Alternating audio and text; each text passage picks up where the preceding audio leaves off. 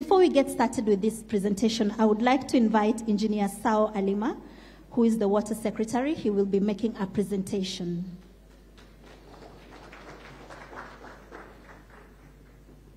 Do you need a podium? Yes, I need a podium.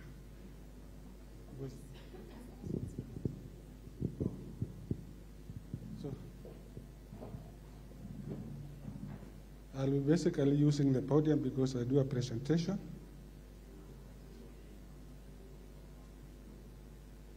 So if the podium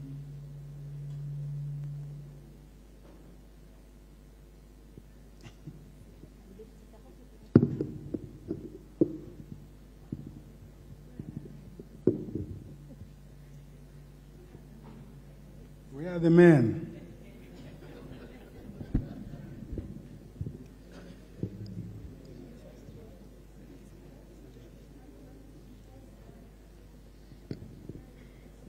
The Cabinet Secretary, the Principal Secretaries present, Julius Korir and Evantas Kimoto, the MD for Nation Media Group,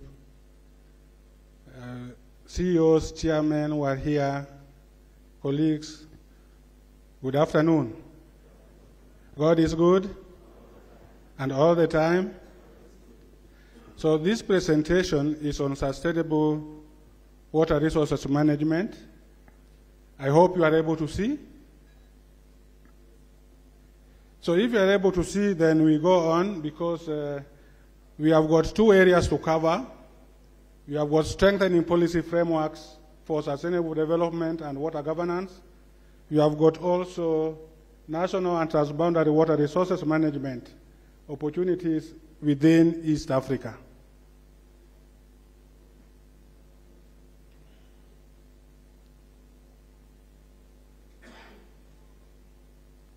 So the presentation outline, it is long, but because we have got the panel is supposed to have 1 hour, I'll take only 15 minutes so that the panel can have the rest. So we are going to have that as our outline, ranging from policy and legal frameworks up to the opportunities within East Africa. So as part of definition, when we talk about policy framework, in the water sector, we are talking about the structured guidelines, rules and principles that govern the water resources management in the country. And that entails allocation, use, and protection of water resources. And when we talk about sustainable water governance, we are talking about systems, we are talking about policies, we are talking about best practices that ensure responsible use and management of water resources to meet the needs of the present and the future generation of this country, at the same time protecting the environment. So when it comes to water, the water resources part of the water sector, we all know that the fourth schedule of the Constitution give the national government the use of international waters and water resources, the National Public Water and Sewerage Works, the water protection, securing sufficient residual water for hydraulic engineering and safety of dams. So that is the work of the national government when it comes to water resources. Now, when it comes to public land, this is a matter that I wanted to let us know that Section 62 of the Constitution defines public land to include rivers, lakes, and water bodies.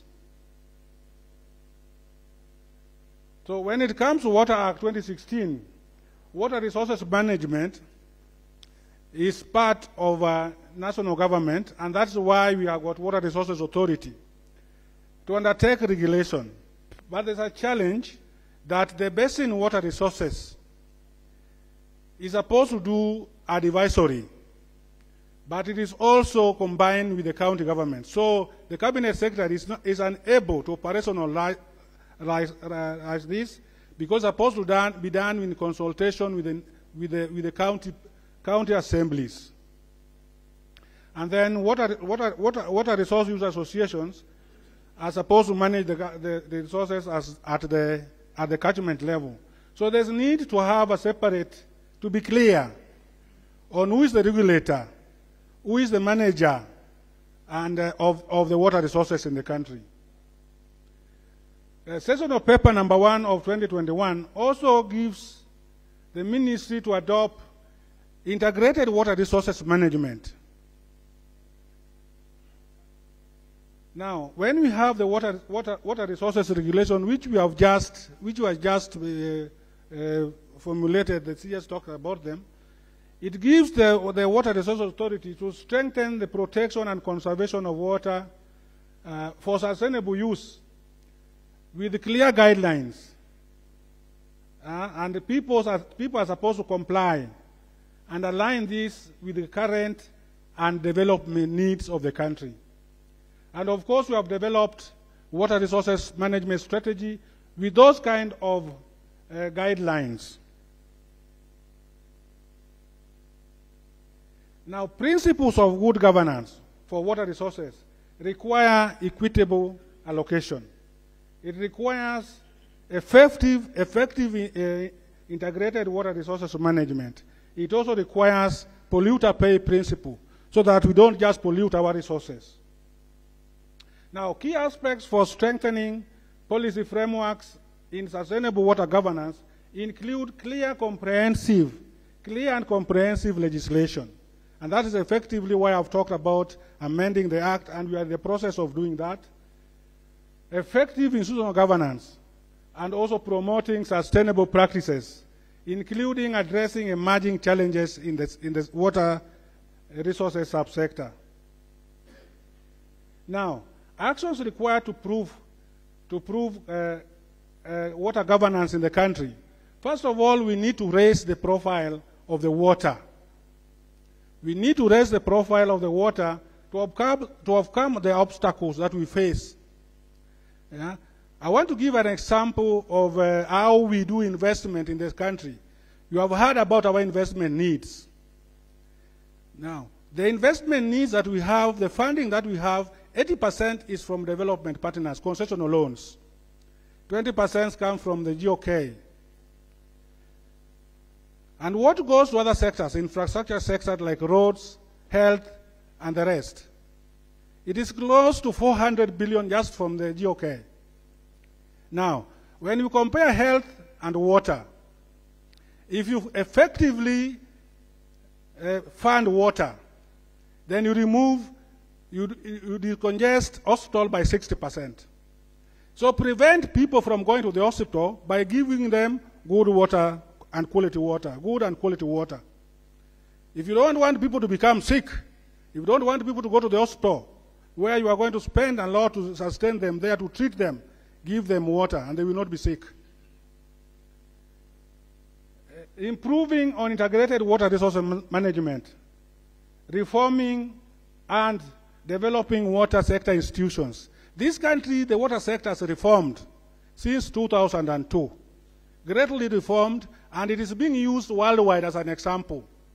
But what we need now is to go into deep of the reforms by improving efficiencies, by improving governance, so that the sector can propel itself to the next level. And of course, the aligning financial and economic practices. Now, I want to touch briefly on national and transboundary water resources management challenges and opportunities. This country, we manage water resources in drainage basin. We have got 6 drainage basins. So the water is managed through those drainage basins. We have got Athi drainage basin, which covers Nairobi up to coast region. We have got the Wasonyiro North catchment basin, particularly northern Kenya. We have Lake Victoria North catchment area. We have got Lake Victoria South catchment area. We have got Rift Valley catchment area. And we have got Tana catchment area. So we manage our water resources based on these catchment areas. And in fact, Water Resources Authority has got offices in this region to manage water resources. Now, when it comes to transboundary water, we have got transboundary water for surface water and for groundwater. For surface water, you can see the rivers that we have shared with other countries. We have said Lake Victoria, Sio Malaba, Malakisi, Lake Turkana, Dawa River, Omba and Lumi, Lakes Patron, Lake Jipe, Lake Chala. Groundwater, you can see the aquifers that we share with our neighbors.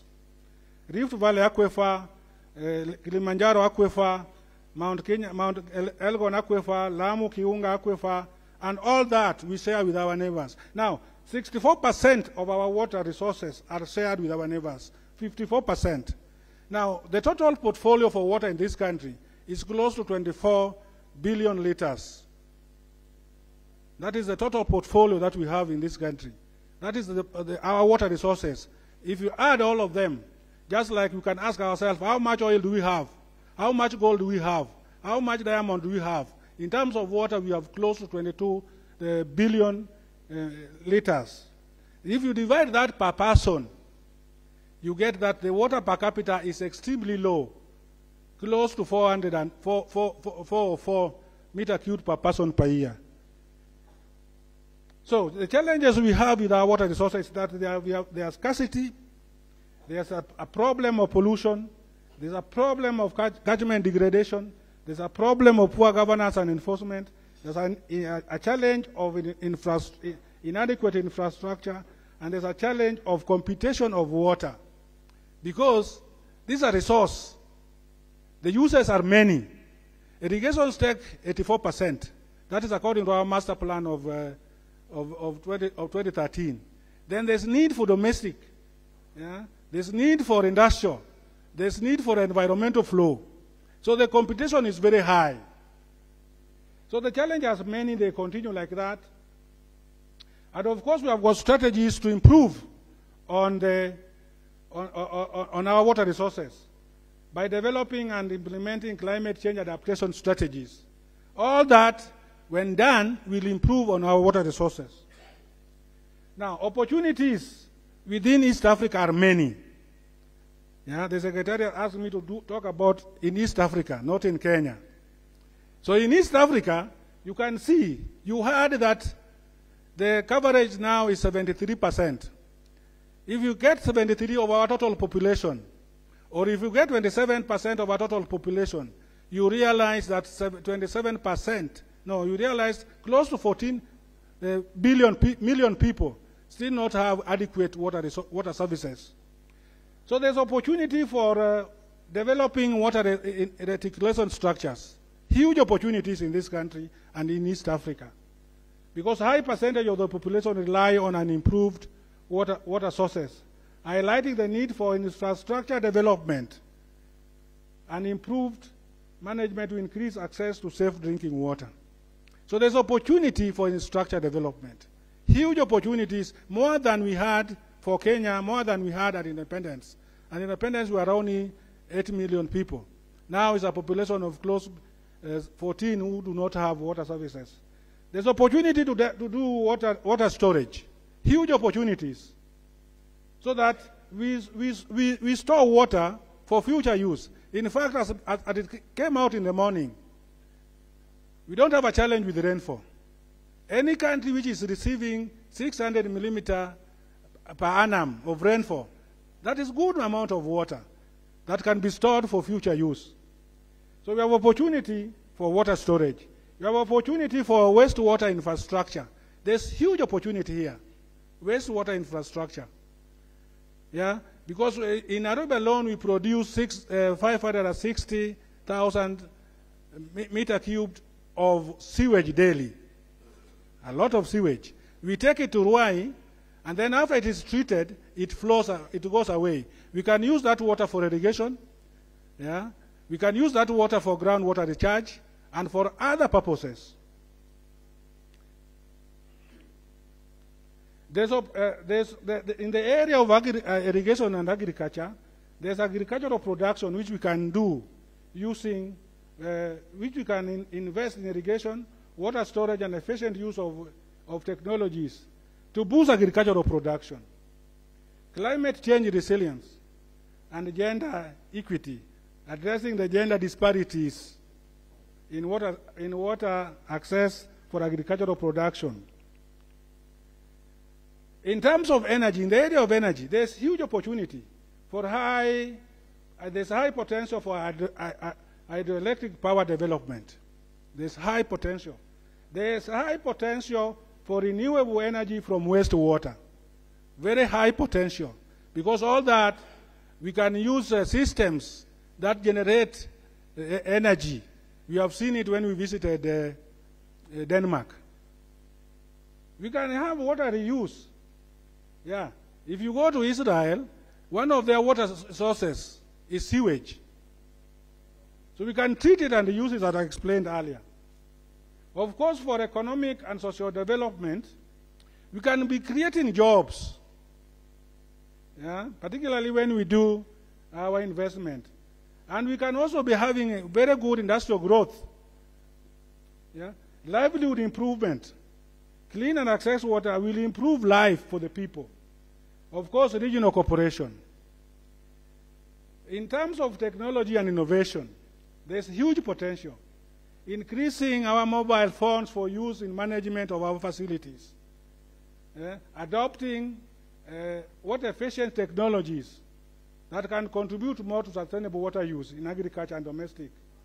And of course, short-term measures that can even have rubber bands, dams, by having dams, creating man-made dams all over the country, particularly when it rains. So there's huge opportunities in this country. Thank you so much. God bless you.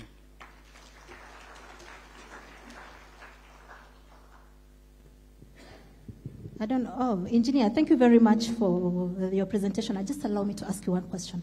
I'm glad you mentioned the issue of water storage, that Kenya receives so much rain, we have so much potential to store water. So I'd just like to know, we launched an authority, and we agree we do have so much potential for water storage.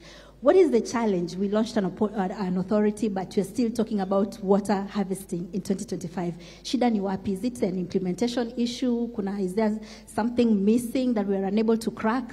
How can these people in this room help with that? Okay. Yeah, we are getting our acts right since 2009. Since 2009, we had started planning for major dams. And that would be the way to go. You remember 2009, we were doing 5 large dams at the same time. We were doing Maroba, we were doing Chebosusu, we were doing Keserian, we were doing Oma, and we were doing Badasa. Unfortunately, Badasa and Oma stalled, and we are now completing Oma. Now, when it came to 2019, we prioritized 57 dams. We prioritized 57 dams all over the country. When you hear Tambana, when you hear Tambana, you hear Tuchi, you hear Keben, you hear Soin Koru. Those are projects that were started, that were planned in 2018. But we have a challenge of financing. You have seen our financing gap. The financing gap is very huge. Then later on, we have started Tuwake, which is 94%, and just about to be completed. We have started Muache, which is close to 20%, and is ongoing. And we have started some other ones. We have completed Yamo. Yeah, we have also started Soin Koru. Soin Koru has stalled, and we are looking for a different financing model. And we have finished Karimenu. We have finished Tiba by Irrigation Department. So we have gotten our acts together. We have gotten our acts right. And in fact, when you had 2022 after the general election, we had planned for over 100 large dams under PPP. We have planned for over 1,000 medium dams, and we had planned for over 2,000 to 3,000 water pans. Water pans are ongoing. In fact, if you take our performance contracting, what we have been doing annually, the number is very impressive. But the challenge of PPP, I think Dominic was here. We are saying we thought it is very easy, but it's very complicated. And that's why we are now closing about the projects that the PS mentioned. We are closing on Sabaki Water Carrier. We are closing on Lamu Desalination. We are closing on Naivasha. Yeah. But the thing is to get your act right and sustain it. Because if you go back then you will go back to where you started from. Thank you so much. Asante sana, engineer. You may have your seat now. You may have your seat now. Okay. Thank you. So, ladies and gentlemen, now allow me to invite the panelists for the next discussion that we're going to have, a discussion that I hope will look into this water challenges problem and sustainable water management in the country. And I'd like to call up Mohamed Shurie, who's the CEO, Water Resources Agency. Mr. Mohamed, karibu sana. Also, Engineer Philip Gishuki, CEO, Tana Waterworks, karibu sana. Ms. Agnes Mbugua, who's a geologist and a CEO for the Regional Center on Groundwater Resources, karibu sana. Douglas Murray, CEO, Rift Valley Waterworks. And Jacqueline Kemunto, CEO, Lake Victoria South Waterworks. I'm sitting among CEOs. I hope this is a manifestation for my future.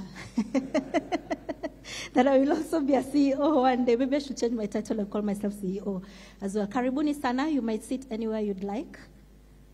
Karibu sana. And I'm also glad we have two ladies here. Karibuni sana. Everyone has a microphone? Yes. So I'd like to start with Mr. Shurie. I'd like to start with Nairobi County particularly, our host county right now, and the water crisis that Nairobi faces. It's the capital of the city. It's the capital of the country. Nairobi is the capital of the country. Everybody comes to Nairobi to find greener pastures, but the resources never seem to be increasing. They still remain the same resources to service this large population. So groundwater, for example, the boreholes that Kenyans are digging, so many boreholes coming up, and also there's talk about the water table in Nairobi particularly sinking. How can we continue to serve the growing population of Nairobi sustainably? Thank you very much. I think before I come to Nairobi, maybe I can just talk about generally the water availability and the demand in the country. As you are aware that Kenya is a water scarce country. Kenya, we have a lot of problems with the availability of water. Water per capita, which is minimum is 1,000 according to the standards of the United Nations. Kenya has only 441 cubic meter per person per year, the amount of water that you can get.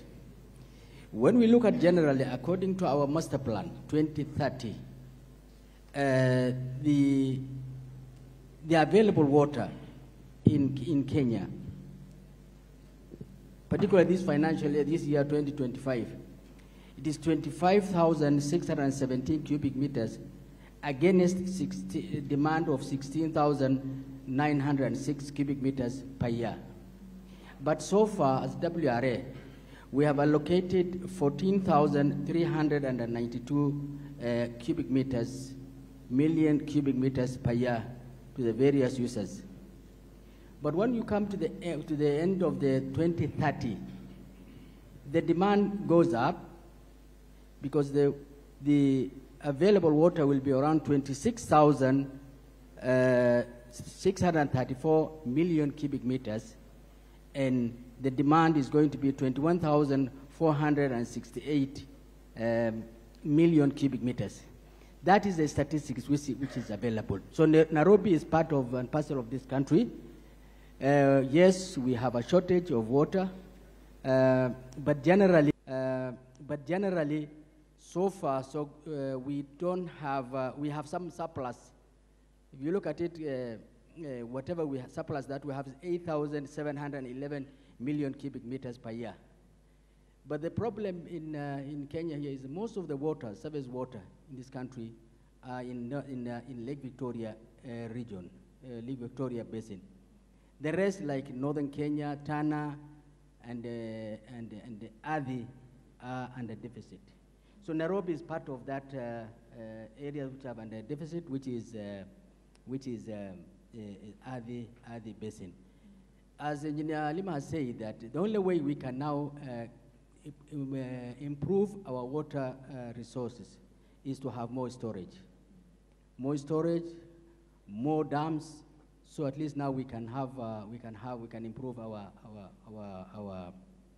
our water storage. Number two, groundwater. I know also we have a water table in Nairobi is going down. Today, some areas you might not even get a water up to 350 meters. When 3-4 years ago, water table was around 400 meters, 250 meters. So you can see now how the water table is being depleted because there's a lot of obstruction going on. So hoping that the Nairobi Water and Sewerage Company getting the water from Ranga, I think it will improve also water services. Then now it will also improve now the groundwater depletion. So generally, Kenya, we are a water scarce country compared to other countries, our neighbors. For example, Uganda, Tanzania, Ethiopia, they have more than 1,000 cubic meter per person per capita. But Kenya now, we are almost 441. Thank you very much. You said we're getting water from Rwanda. Did you say we're getting water from Rwanda? Most of the countries, I think except Somalia and partly Tanzania, we are lower. Kenya is lower. Okay. Because water per capita, the amount of water you need per year yourself is only 441. When Tanzania, Ethiopia, when Uganda and Ethiopia more than 2,000 cubic meters. Are we able to, as a country, do we have the capacity to deliver water to every single person without getting water from another country? That's why I say that we need more storage tanks, more storage facilities problem is storage. To capture now the storm water, to capture the rainwater. So at least now we create our water storage. Okay. Then okay. Engineer Gishuki, allow me to bring you into this point. Our problem is water storage. You represent Tana Water, and Tana River Basin is, you might call it a paradox. It receives a lot of flooding, but also it is a very water scarce area. You see, it rains and you have so much water sweeping through the region, sweeping away livestock, sweeping away homes, sweeping away farms. And then within 2-3 days when the water is gone, we're back to water scarcity. How are you addressing this variability in that basin? Thank you. Thank you very much. As you have said, it's a big challenge because we have plenty in an instance, and very soon then we have a deficit. And this is a big challenge. What I would say is that we need to stop business as usual in terms of managing water. And we look at it from the various uses, the domestic, industrial, agricultural, and even the environmental requirement that we have in the rivers. You get that when it comes to domestic, we have heard from the previous presentation that you are losing up to 43%. And this is a big challenge because we are a water deficit country, and we are losing it at the household level. It's not getting the consumer because it's either being lost through leakages and the misuse of that water. So what we encourage is efficient use of domestic water. And when you are saying that, there are very many actors who are in that space. For instance, when we flush our toilets, how much water are we using to flush that? Is there a way of addressing that? We can reduce the amount of water that you're using at that point. When you're washing our hands at the tap, how much are we using? Is there a way we can be able to improve on that? And this brings on board all the stakeholders.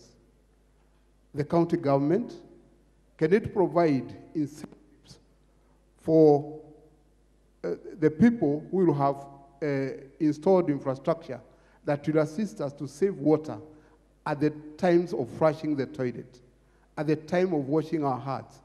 Is it possible? It is possible. And that is what, among the discussions that we have as an agency. When you look at the irrigation, how much water are we losing through inefficient method of irrigation? Why are we irrigating in a way as if we have plenty of it? We are already here talking about having less than 50% of what is required in terms of water. The global accepted level is 1,000. We only have 441. And we still use water as if we have plenty of it. How can we be able to do that? It is possible. It is possible. That's what we are talking about. The industry, can we use the recycled water? Why are we just releasing the water that is that we are using? We are just leaving it to go to waste. Can we be able to do the recycling? So these are the things that we are looking at. Okay, so as I just like, I think my microphone went off for a moment there. Just to follow up, as Tana Basin yourself, what are you currently doing to maybe address some of these challenges? Like you have so much water right now, it has flooded, you have so much water. 2-3 days later, you're in a drought. Like you're talking about irrigation, how much water are you losing in irrigation? And how are you plugging these gaps? Thank you. There is a dam which has been talked about several here, the Abana Dam. This is a dam that we have planned for construction so that we can be able to store that water and use it later so that it is usable. We have a dam like Muhoya Dam, which is in Nyeri, and this we have already planned, we have designed, and is ready for investment so that we can store water and use it, the flood water, and use it when we don't have plenty of it. We have several other dams that are already planned.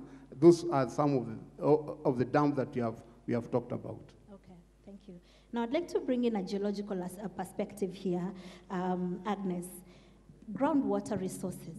Have we adequately mapped our groundwater resources as Kenya to know what we can and cannot use? Recently, we talked about the Turkana aquifer, the Lotikipi aquifer, that got everybody so excited, so much water to last us 70 plus years. And then all of a sudden we are told, no, you can't use that water, it's too salty, so we are not going to touch it. But Nairobi, you see so much, every time you're constructing a home, you know you're going to sort yourself when it comes to water, you're going to sort yourself when it comes to sewers because there's no sewer line, there's no piped water. So you dig your own borehole, you dig your own septic tank. Have we done assessments of how many of these borehole septic, individual, that is, borehole septic tanks we have around the country or maybe even in the capital, and what impact do they have overall on the groundwater resources? Thank you very much for that question.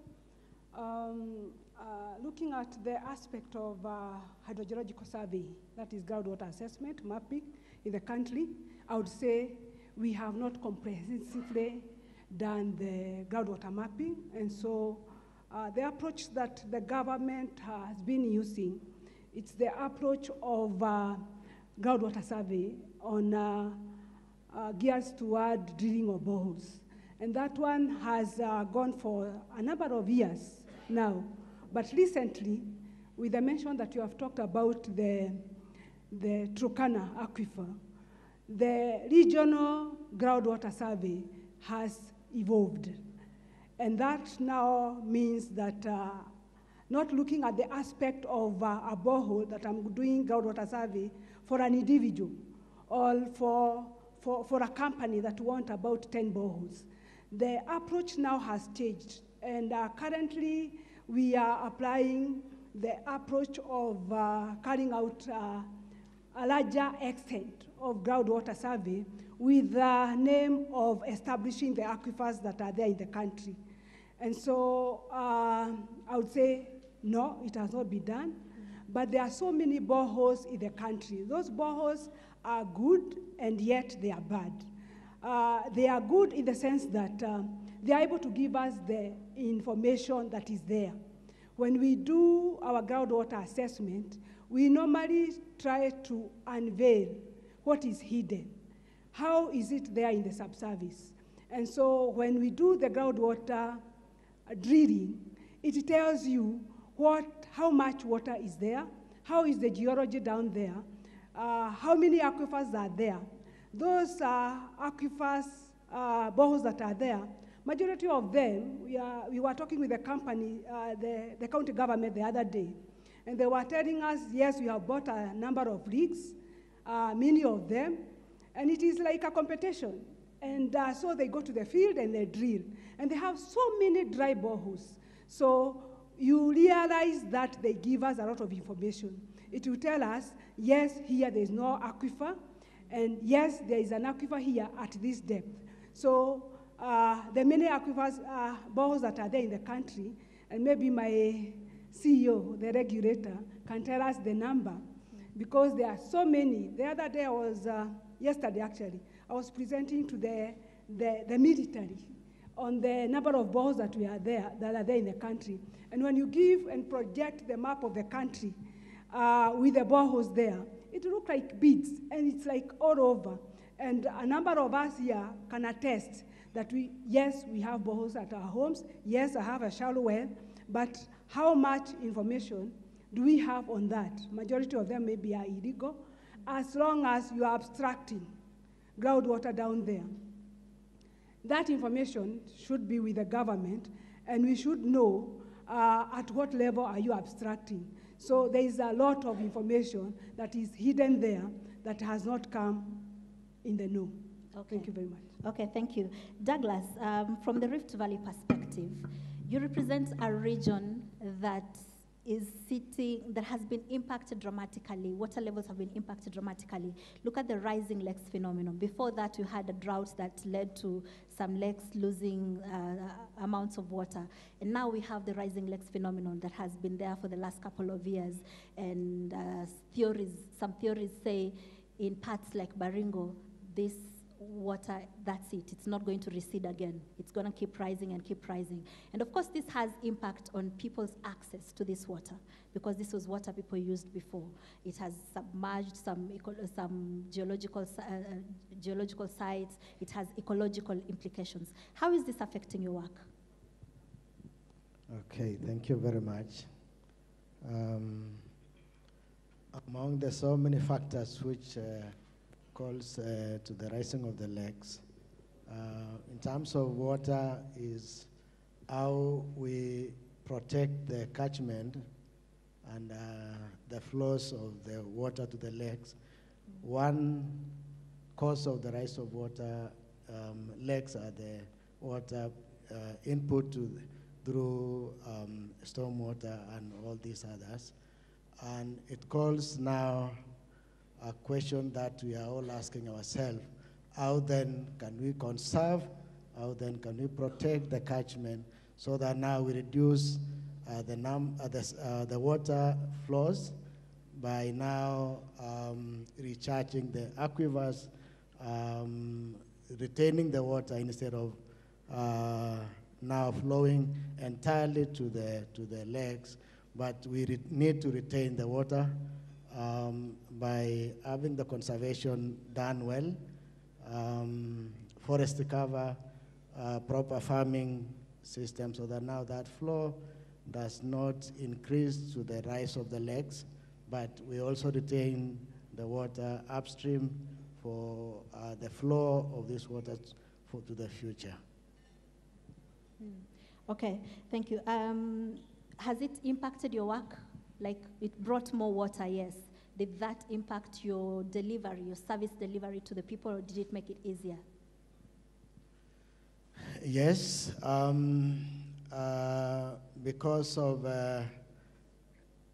when all the water is drained to the lakes, the aquifers are not recharged. When we survey for more bowls, even, for example, we don't get water because of lack of aquifer recharge, and also the droughts, as you mentioned also, the droughts is caused by so many other factors. So the droughts will call for the now lack of water still. So it impacts on our services also. Okay, so just one final question for you. One of the challenges that Kenya faces is that we have so much expertise amongst ourselves, but we tend to not know what the next person is doing, and therefore not able to tap into the capacity of that other person to make my work easier or to make my service delivery easier.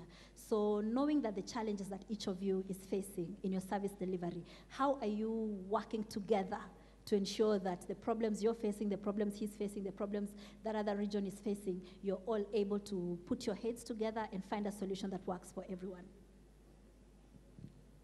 That's a very important question because all this affects all of us, and all the players should play their role. Agriculture, for example, if not well managed in terms of the forest, I mean, the cover of the same water, I'm talking about retention of water, if we all, the experts, we don't work together, and then we will not achieve the national, what we want in terms of water supply for irrigation, for domestic farming. So all this, we need all the players that we all come together, work as a team, because the theme of the government is to make sure that the government agenda in terms of water conservation, in terms of management of the same water and supply to the public is done and coordinated by all of us. Okay, thank you. Now, Jacqueline, let me bring you in here. The Lake Victoria region has significant water resources, freshwater resources. You've got the lake, you've got a bunch of rivers, but that region, I have to say, the region, people really do a good job with rainwater harvesting particularly. However, that region still faces water challenges. A lot of these people, they might have access to the lake there, it's right in front of them, but the water is too dirty for them to drink it. How are we addressing this to ensure that, yes, you have that water resource next to you, but it's safe and clean for you to drink as well?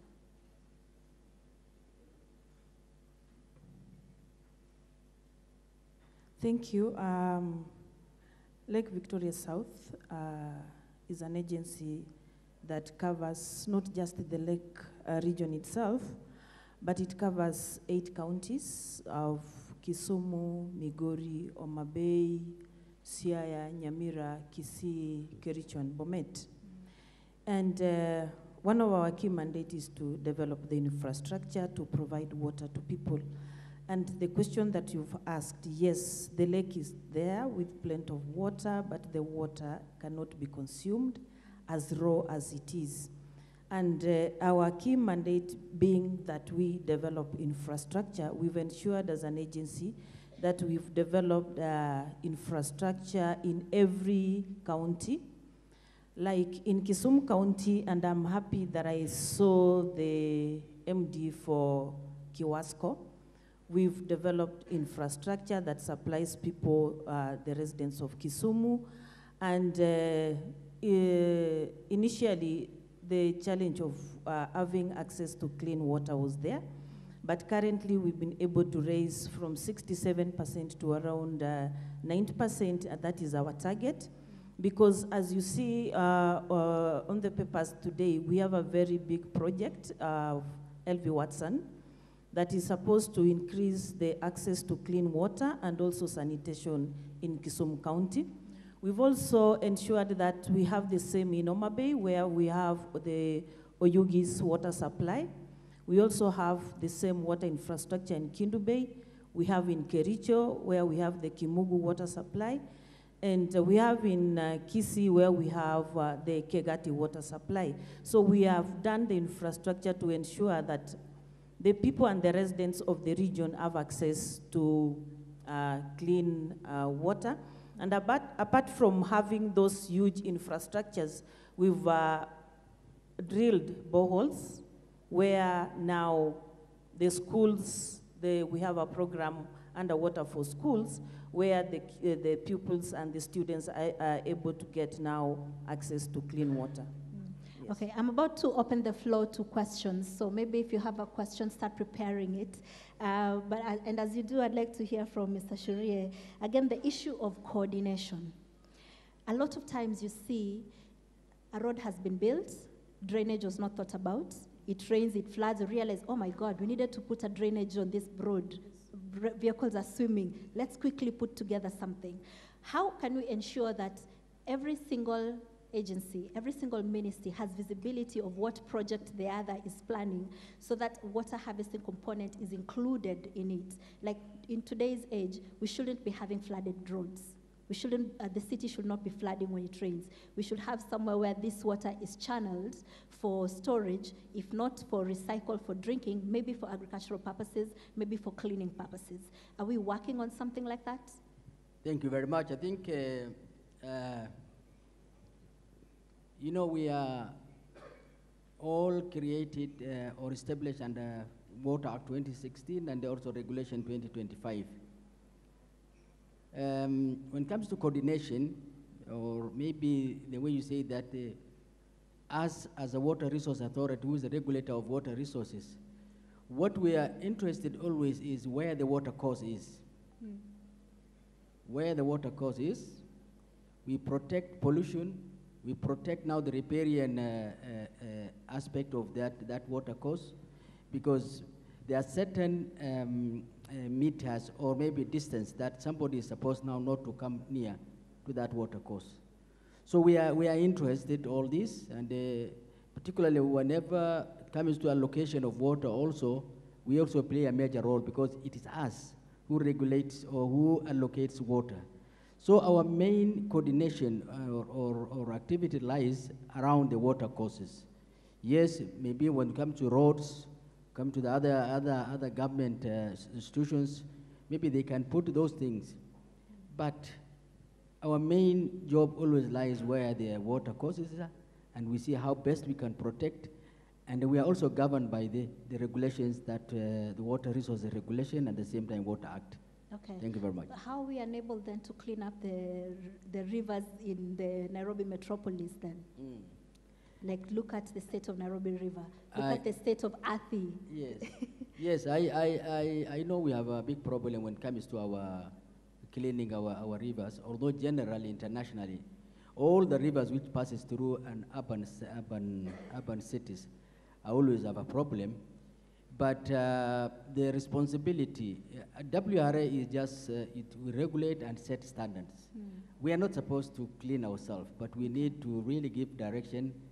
And for example, there's a work going on now in Nairobi River, which is being done by Nairobi River Commission and the other stakeholders. So what we did as a WRA is we measured the riparian areas all over Nairobi rivers, and we regulate and say that nobody can go beyond this distance, which is 30 meters to the river. So the rest of cleaning and other things, the other government institutions, but we set standards always. Okay. And we have set standard in our regulation, and it's very clear way forward on that. Thank you. Okay, I'd like to bring Douglas in. Does anyone have a question? Before I ask Douglas the question, does anyone have a question? Usiogope? I don't have another mic that can come to you, so you'd have to come closer to the podium. You'd have to come closer so that I can give you the mic. But as you come, I'd just like to hear from Douglas again about the state of the rift, the quality of the groundwater, the agricultural activities, geological activities, it's called what? Geothermal activities. So much is happening in the rift. Does this pose any challenges, or how are you ensuring that as all these activities happening, the tourism, the agriculture, the geothermal drilling and whatnot, the quality of the water you're delivering is not affected? Thank you very much. The quality of water in rifts, well, fluoride rate is slightly high, but generally we'll have to give a solution to it, that how then if the fluoride is reasonably, which can be managed, we will always advise on the best way it can be utilized. And the challenge mostly in the rifts would be at the upper regions. Yes, you will get sources of underground and surface water, but the lower region, you have to go very deep to get a bowl aquifer, or sometimes that quality also is not very good and might be expensive to either revise or to treat, to have it used. So, thank you. Yeah, thank you very much for this opportunity. My name is Patrick Alube, Executive Director, Kenya Water for Health Organization, and that is KWAHO. Yeah, thank you for the ministry for organizing this. I think this is where all the ideas are meeting about water, and I'm quite happy that we are discussing this. And my question just goes to, I think, WRA.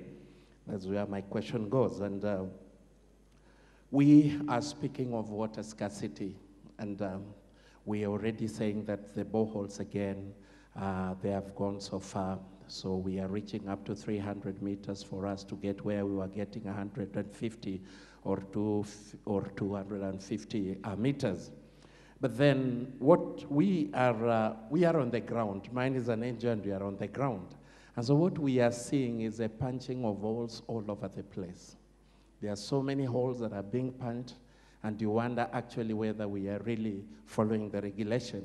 If we are really this scarce, why aren't we following the regulations? Is there any problem in this? Because we are seeing it all over, all the estates that are coming up, everybody is punching.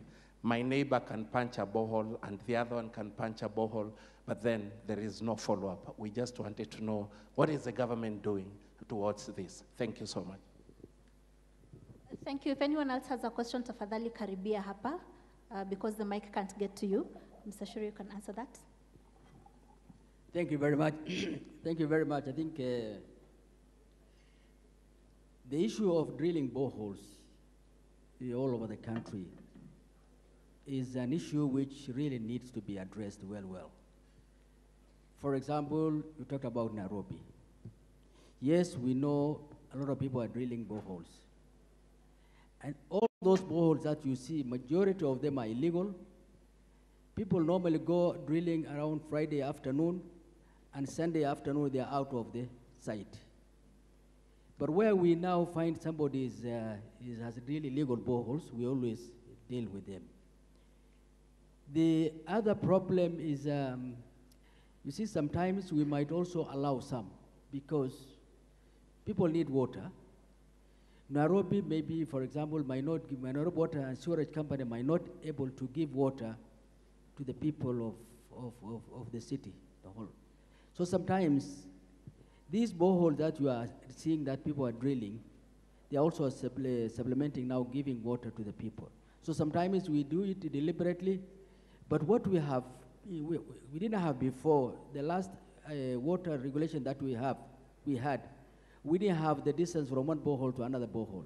And as I said, we always implement what is in the law. We've been having a problem with that, but our new regulations, we have 500 meters, minimum 500 meters from one borehole to another borehole. Sometimes the inspector or the geologist who's on the site can decide whether he can recommend the borehole there or not, based on the area and the yield of that borehole. So yes, I think those boreholes are being drilled left and right, yes. Majority of them are illegal, but we are following them up. Whenever we found, we normally close them. We normally deal with the drillers who normally drill boreholes without any permit.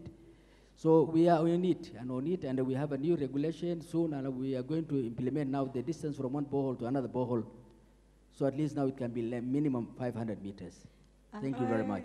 I just want to supplement what my colleagues has talked about, and also to add synergy. That has happened, and we are talking about that at a depth of 150 and up to 300, as he says, now that the aquifers are empty. That means there is a vacuum there. And it means that we are talking of storage. For us, from the regional center on groundwater, we see it as an opportunity to employ and also to engage in our technology. Currently in Nairobi, we have realized that there is that gap, and that gap is an aquifer or a reservoir down there that is empty. And so we have come up with an innovative way or a technology that we are talking about artificial groundwater recharge or managed aquifer recharge for professional language. And that means that we have started programs through groundwater assessment, and we have identified, yes, that the aquifers are empty and there is a vacuum. Number two, we have identified areas of recharge. Where can we recharge these aquifers that are empty, especially in Nairobi, because they are posing a very dangerous risk.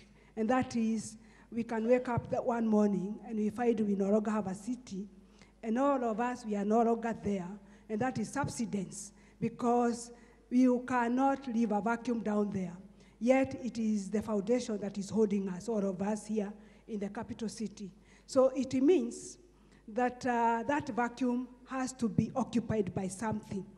And so we have also identified where do we source this water from for recharging those aquifers.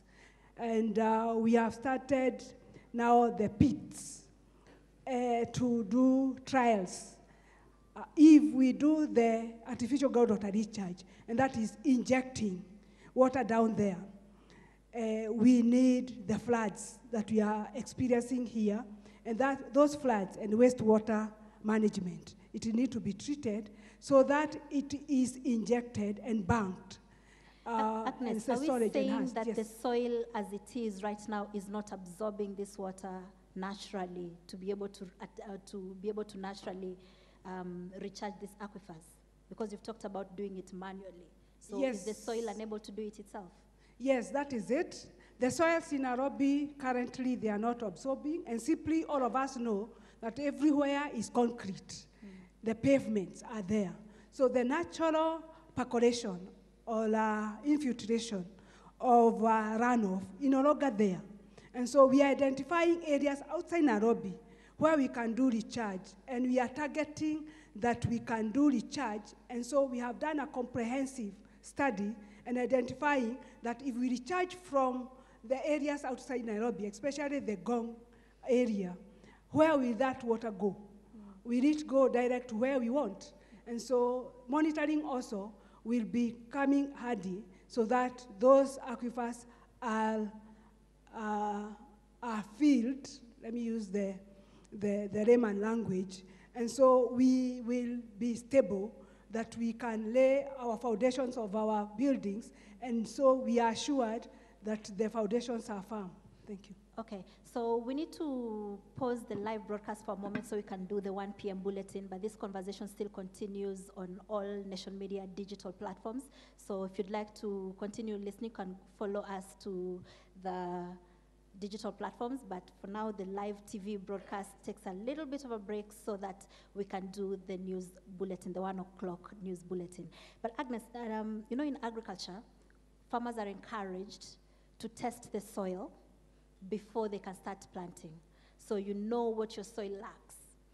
When it comes to drilling a borehole, pollution is starting to become, groundwater pollution is starting to become a problem. The other day, a couple of weeks back, we did a story about a community in Kisii that suddenly got sick with weird stomach upsets. The Ministry of Health went there and found that it was the water that they drank that had given them that bug. So is there a way you can test the soil before you start digging so that you know, here there used to be a pit latrine, I can't dig here. Here there used to be this, I can't dig here. Here there used to be this, I can't dig here. So even when you're planning out the lay of your land, if for example this stage is where we are building a home, where do you put the pit latrine and where do you put the borehole? Thank you very much. Thank you very much. I think you have said it very well. The issue of testing the soils, we normally use our technology when it comes to groundwater survey. And so we have various technologies that we are employing so that we can know when we start, we say that we can drill a borehole here. We normally probe up to a certain depth, depending with the area. In Nairobi, currently, we are probing up to 500 meters so that we can tell. So when we are doing the hydrogeological survey, you can tell from the results that yes, at this depth, I have these kind of rocks, and so the lithology or the geology is of this nature. So I can tell the texture. I can tell depending with the resistivity measurements that I'm getting. And so the issue of the pit latrine vis-a-vis the shallow wells is wanting. Here in Nairobi, it is not encouraged, simply because even for the boreholes, according to the regulations that are there, and they are administered by Water Resources Authority, when you do a borehole, you have to seal up to about 10 meters, and that is mandatory. And so the enforcement is dire because WRA has to follow so that they can enforce on that you have constructed a borehole and you have adhered to the regulations. So that issue of pit latrine vis-a-vis, it is there on the ground, especially in areas where they are communicating to each other. So in the country, we have the three types of lithologies. We have the the volcanic rocks, we have the sedimentary rocks, and we also have the metamorphic. For the sedimentary terrains, like in the coastal regions, if you drill a borehole or a shallow well, because those are sandy soils, and then you drill a pit latrine, and in your shallow wells, you get the water. So that means they are communicating. So you are abstracting, I will call it abstracting, from the, wherever that you are abstracting, and that shallow wells, that means they contains the waste that is coming from the pit latrines. And also in majority of the lithologies that we have. Simply also in Nairobi, the only areas that we are a bit safe is the Ukambani area, the eastern part of the country, and the belt in the Lake region. We are a bit safe there.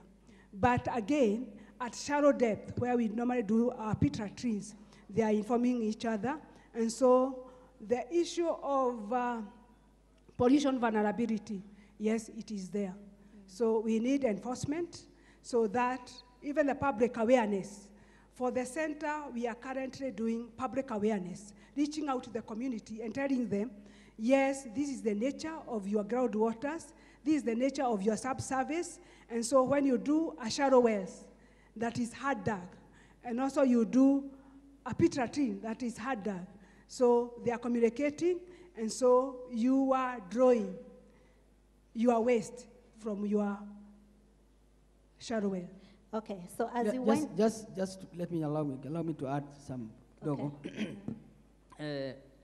According to the law, according to the regulation, when a borehole is going to be drilled, there's a procedure that is supposed to be followed. First of all, WRA, once hydrogeological survey is done, and we see now the geologist now confirms there's water there. What we normally give out the first is what we call authorization to construct that borehole. After authorization, after borehole is drilled, as they are drilling the borehole, we normally take sample every 2 meters. If it is 500 meters, every 2 meters, we take sample. That sample always check whether there is water, whether the soil formation, whether it is clay, whether it is sand. We just continue that. Once the borehole is drilled, now the driller must take a sample of that water. It's a condition.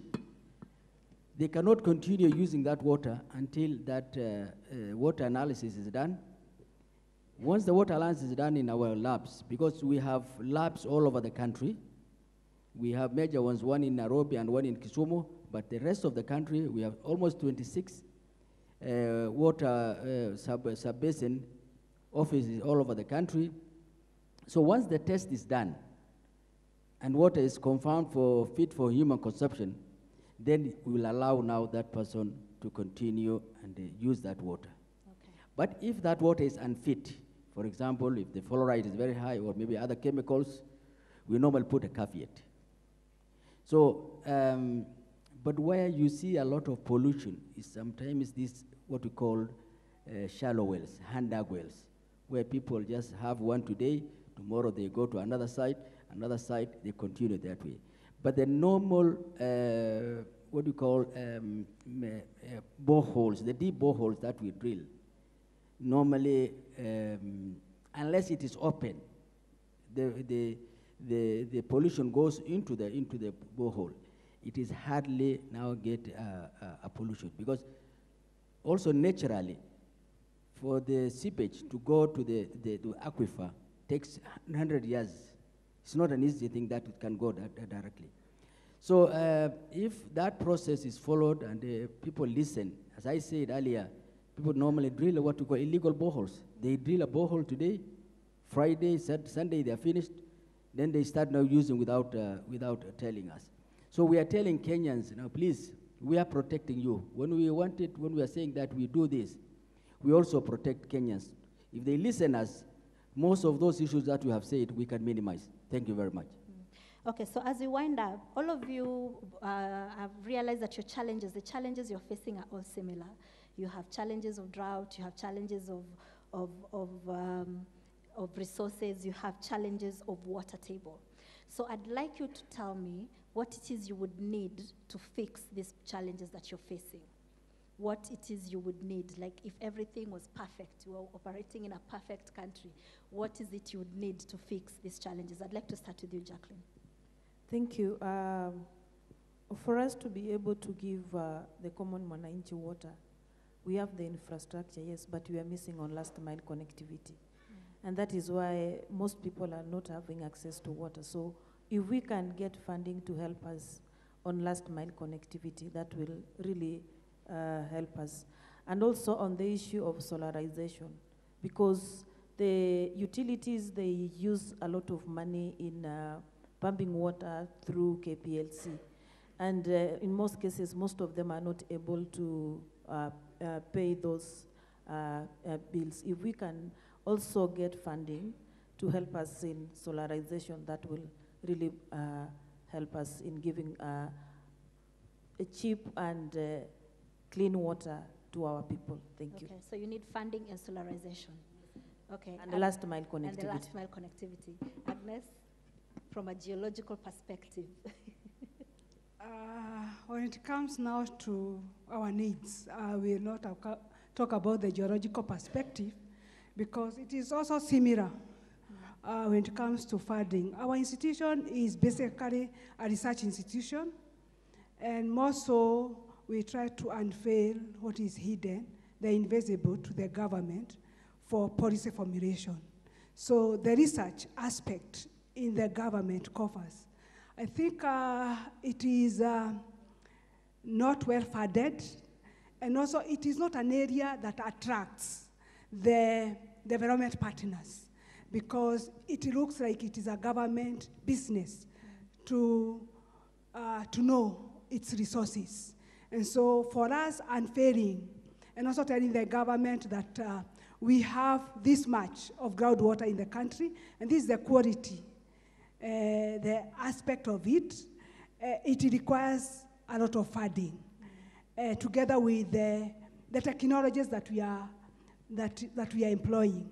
So much of it is very expensive, and we need to continue, and we also want that is funded so that we are able to give our results. The other aspect is the take-up of our findings into policy.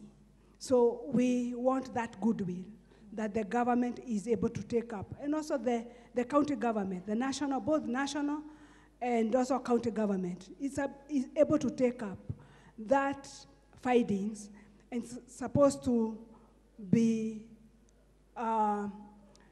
able to develop the policy that are informed by scientific evidence. Thank you. Okay, Douglas?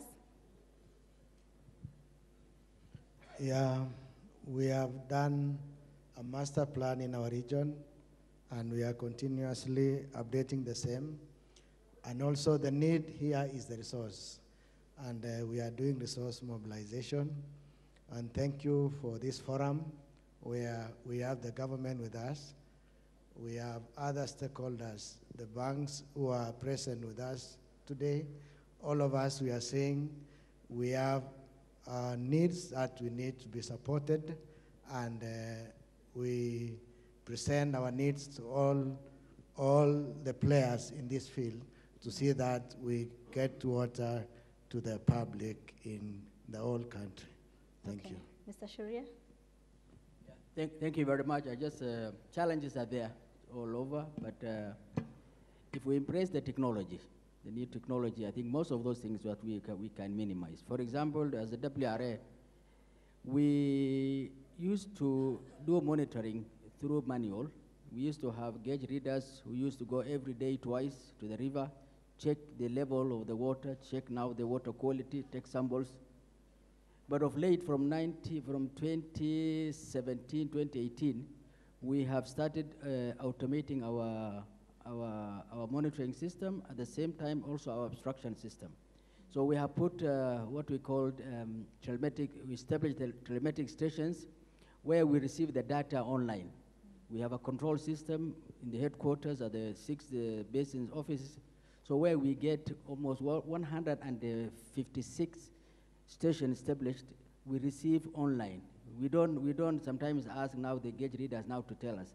When it comes to the obstruction also, we have, according to our new regulation, we have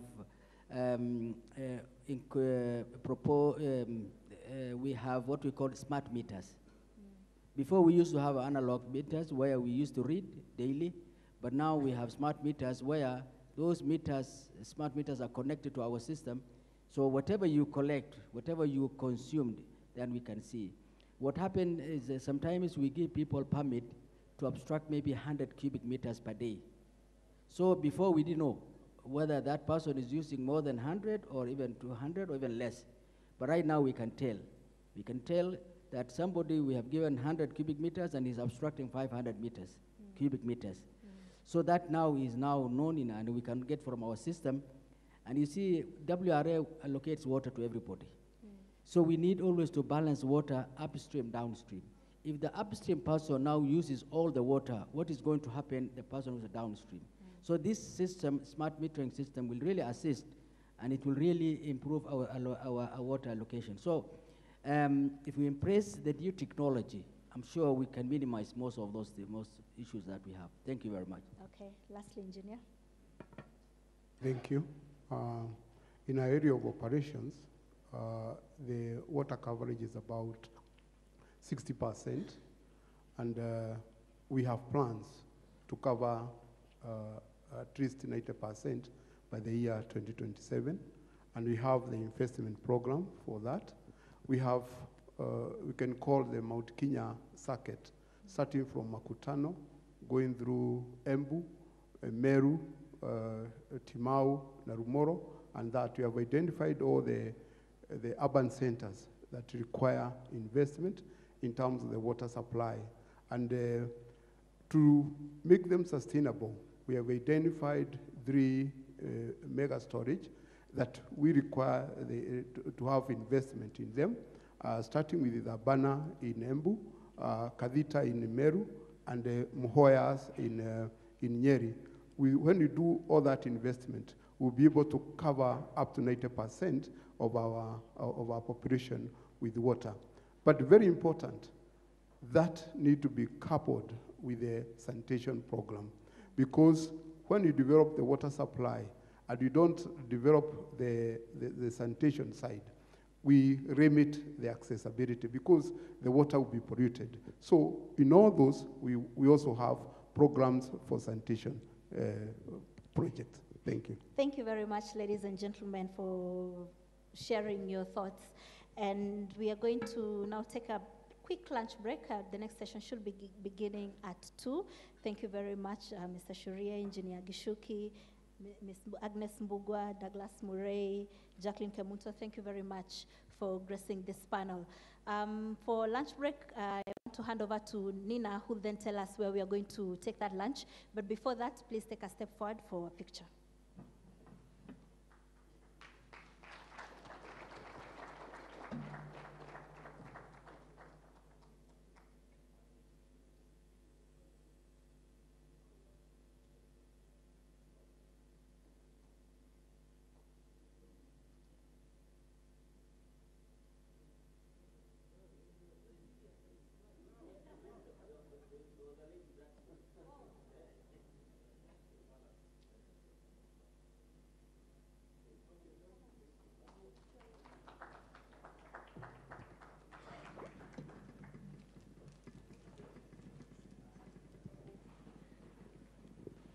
Well, another round of applause for Zainab Wandati. Thank you so much for gracing us with your presence, with your panelists as well, which was quite an informative session.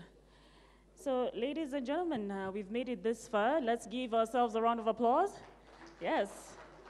I'd like for us to now take a lunch break from, it's supposed to be from 1:15 to 2:15, but 2.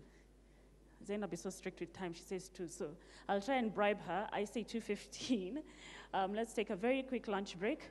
Lunch is going to be served outside, so you'll walk out, turn to your right, to your left, until the reception, and then you take another left outside to the terrace. So we will allow the Cabinet Secretary, together with the Principal Secretaries, Board of Directors, and CEOs to leave the room fast. There's a lovely lady over there called Naomi. Naomi is the one who's going to assist. Thank you, Naomi. So that's Cabinet Secretary, Principal Secretaries, Board of Directors, and the Chief Executive Officers who are leaving the room first. And then once they fully exit, the rest of us can exit as well. So let's, it's okay to follow suit now. Let's also head out.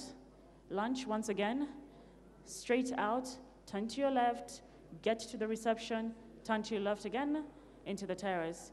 Enjoy your lunch. Kindly let's get back by 2:15 p.m. Thank you.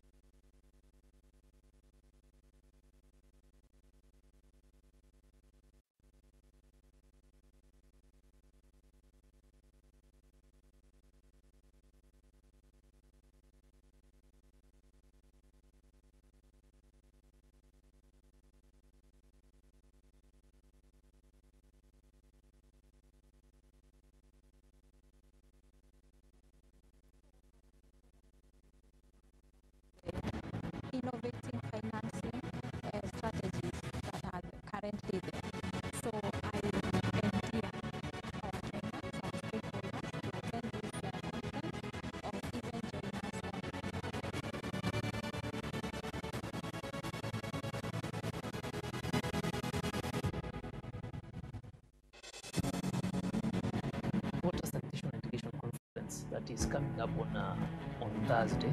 That is on 8th of May 2020.